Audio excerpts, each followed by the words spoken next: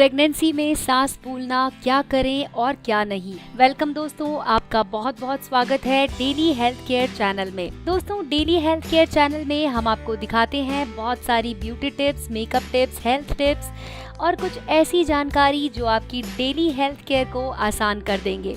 तो दोस्तों, अगर आपने डेली हेल्थ केयर चैनल को अभी तक सब्सक्राइब नहीं किया है तो सबसे पहले इस चैनल को सब्सक्राइब कर लीजिए। दोस्तों, प्रेगनेंसी में सांस फूलना या चढ़ना या यूं कहें कि गर्भावस्था में सांस लेने में परेशानी होना एक आम समस्या है। सांस लेने में परेशानी किसी भी गर्भवती स्त्री को हो सकती है, लेकिन ये भी सत्य है कि ऐसा होना एकदम सामान्य बात भी नहीं है और ये समस्या डिलीवरी के बाद स्वतः ही खत्म हो जाती है।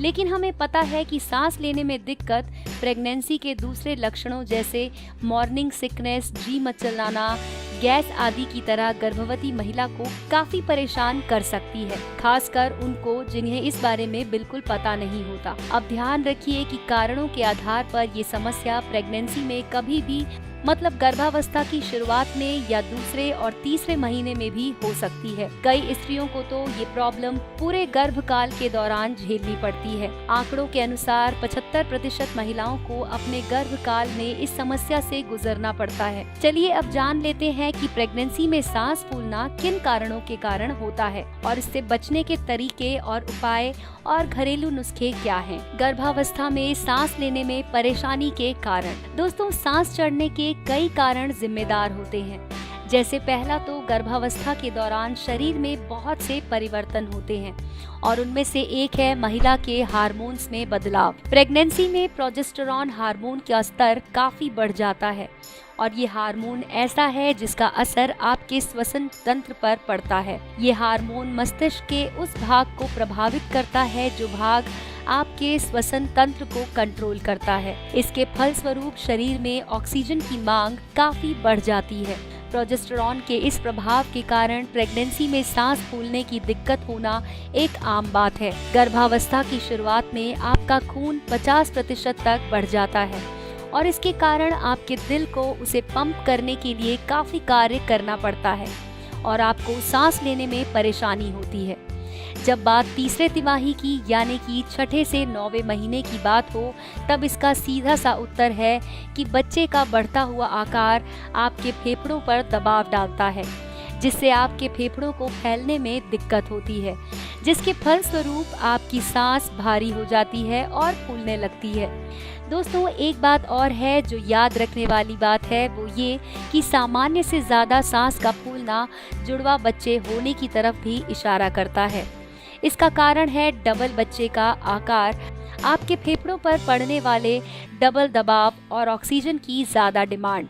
प्रेगनेंसी में बढ़ा हुआ वजन, ज़्यादा घरेलू कार्य, ज़्यादा भारी वजन उठाना भी सांस फूलने के कारण होते हैं। कब चिंता करनी चाहिए? दोस्तों, देखिए, प्रेगनेंसी में चिंता करनी अच्छी बात नहीं है। सही समय पर डॉक्टर से जांच और परामर्श लेते रहना आपको सभी प्रकार की परेशानियों से बचाए रखेगा। कुछ ऐसे कारण भी होते हैं जिनके कारण सांस फूलना हो सकता है, जैसे अनीमिया, दमा या अस्थमा होना। यदि आपको इन दोनों में से कोई भी परेशानी है तो तुरंत अपने डॉक्टर की सलाह लीजिए और सही इलाज और दवा कराइए। इसके अलावा यदि आपके दिल की गति अनियंत्रित हो रही हो, सीने में जलन हो या पल्स रेट तेज हो या हाथ और पांव ठंडे पड़ रहे हों, तो तुरंत अपने डॉक्टर से मिलिए और उसे अपने लक्षणों के बारे में पूरी तरह से बताइए। दोस्तों, आइए जानते हैं कि क्या हैं वो कुछ प्रश्न जो डॉक्टर से हमें पूछने चाहिए। सबसे पहला प्रश्न है, क्या हमें डरने की ज़रूरत है? तो दोस्तों, बिल्कुल नहीं, क्योंकि ये एक बहुत ही सामान्य समस्या है। दूसरा प्रश्न है कि क्या गर्भावस्था में सांस फूलने का कोई इलाज है?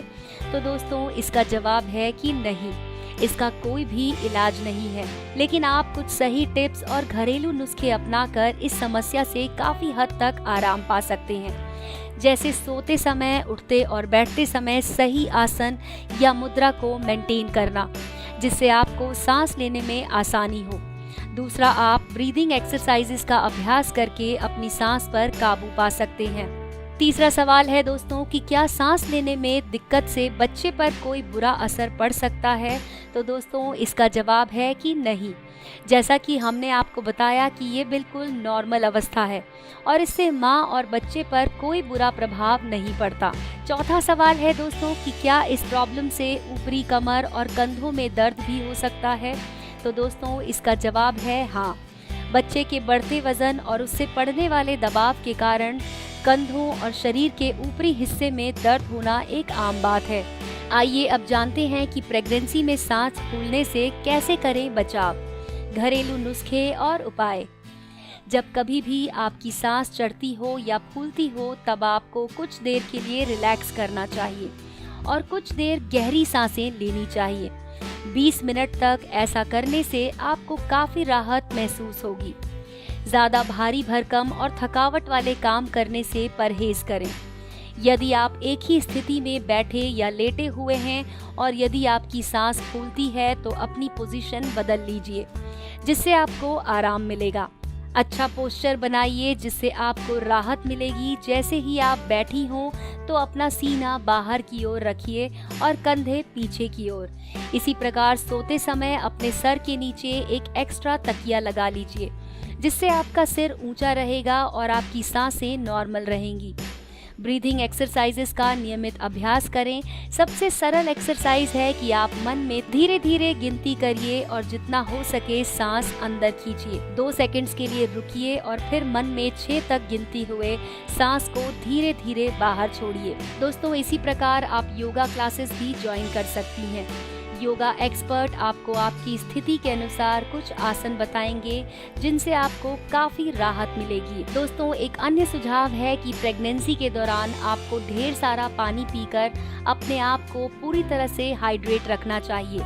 इसके अलावा संतुलित आहार लेना चाहिए। साथ ही आपको रोज़ाना हल्की फुल्की एक्सरसाइज जैसे टहलना, तैरना ये सब भी करना चाहिए जिससे कि आप अपने पूरे गर्भकाल में स्वस्थ बनी रहें। तो दोस्तों अगर आपको भी प्रेगनेंसी में सांस फूलने की समस्या है तो आप ये सुझाव ज़रूर अपनाइए। यदि आप प्रेगनेंसी की अवस्था से गुजर चुकी हैं यानी कि आप एक प्राउड मदर बन चुकी हैं तो आप अपनी सीक्रेट हमारे साथ शेयर कर सकती हैं। आप अपनी राय व सुझाव हमारे वीडियो के कमेंट सेक्शन में लिख सकती हैं जिससे कि दूसरी प्रेग्नेंट औरतों को इसमें मदद मिलेगी। दोस्तों हमारे इस वीडियो में हमने आपको ये बताया कि सांस फूलना कितनी सामान्य बात है और कितनी नहीं। इस वीडियो को लाइक कीजिए तथा अपने दोस्तों और परिवारजनों के साथ शेयर करना ना भूलें। देखते रहिए डेली हेल्थ केयर चैनल।